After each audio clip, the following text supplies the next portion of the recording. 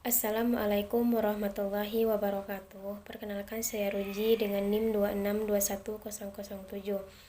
Di sini saya akan memenuhi ujian setengah semester dalam mata kuliah Akhlak Tasawuf, yang mana dosen pengampunya Bapak Melva Nelodi MA.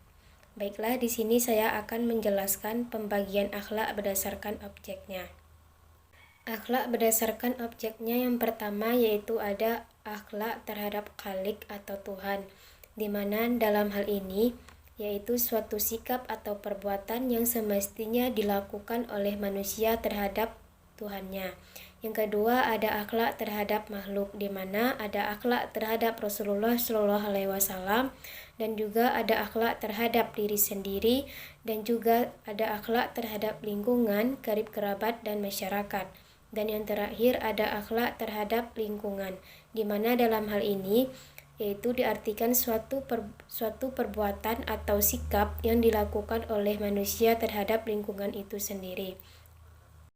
Baik, selanjutnya saya akan menjelaskan tentang pembagian akhlak berdasarkan kualitas akhlak itu sendiri. Nah, yang pertama ada akhlak mamudah. Akhlak mamudah itu sendiri adalah perilaku manusia yang baik dan disenangi, baik itu oleh individu maupun sosial. Dan ada dasar-dasar dari akhlak mamudah ini, yaitu dasarnya adalah Al-Quran dan hadis. Dan selanjutnya ada macam-macam akhlak mamudah, di mana terdapat husnuzon, zikrullah, tawakal, dan jujur. Selanjutnya ada akhlak mazmumah. Nah, akhlak mazmumah ini adalah akhlak yang tidak dibenarkan oleh agama, di mana macam-macam akhlak mazmumah ini yaitu marah, takabur, ria, dan lain sebagainya. Dengan kata lain, akhlak mazmumah ini adalah akhlak yang tercela. Baiklah, saya akan melanjutkan penjelasan tentang standar baik dan buruk berdasarkan akhlak, etika, dan moral. Baik itu sendiri adalah yang berhubungan dengan nilai luhur yang disenangi oleh manusia, sedangkan buruk adalah segala perbuatan yang tercela dan bernilai hina. Macam-macam akhlak yang baik itu ada al-taqwa, di mana al-taqwa itu sendiri adalah menjalankan perintah Allah dan menjauhi larangannya. Selanjutnya ada al-afdal, yaitu kelembutan, al-aqoh, persaudaraan, dan asidik, kebenaran. Selanjutnya ada macam-macam akhlak yang buruk, yaitu terdapat al-kizik, artinya pendusta, al-hibbu, artinya kelicikan.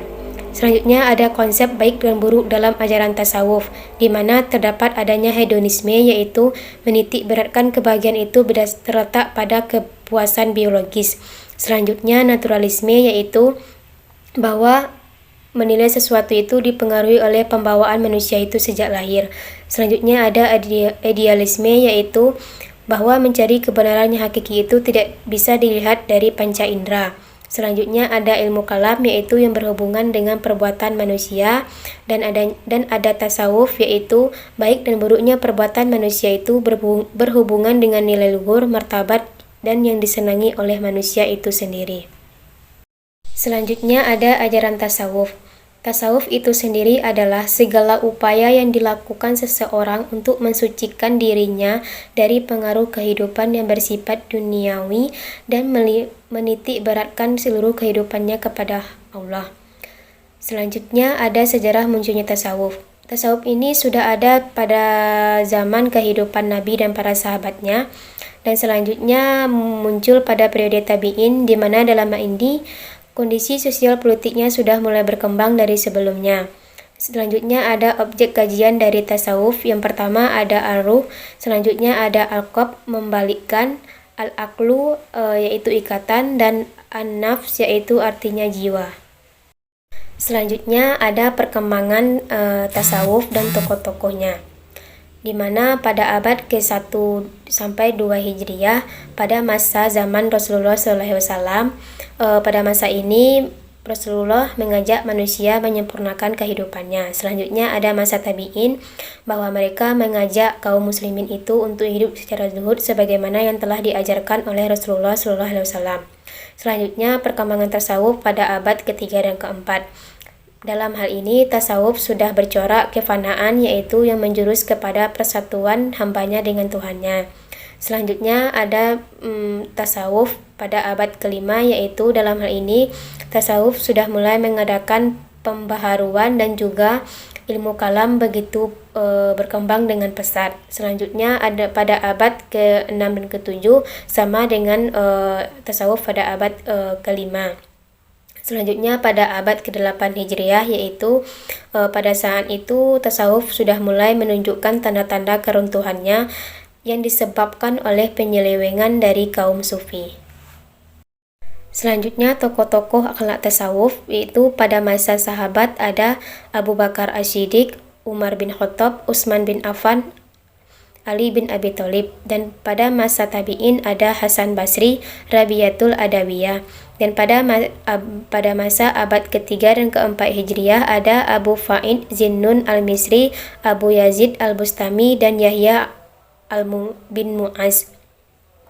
Selanjutnya pada abad kelima ada Al-Ghazali, dan pada abad ke-6 dan ke-7 ada Syihabuddin Abdul Futuh al-Syahrawardi. Selanjutnya ada Muhyiddin Ibnu Arabi. Selanjutnya di tanah Persia ada Ibnu Sa'id dan Jalaluddin Rumi. Selanjutnya ada aliran-aliran dalam tasawuf dan tokoh-tokohnya. Yang pertama ada aliran tasawuf akhlaki, di mana tokohnya Hasan al-Basri, yaitu pandangannya pada pendirian zuhud. Selanjutnya ada Al-Muhasibi, pandangannya terhadap khauf dan raja. Selanjutnya ada Al-Ghazali, pandangannya yaitu bahwa jalan menuju tasawuf itu dengan mematahkan hambatan-hambatan jiwa dan membersihkan diri dari moral yang tercela.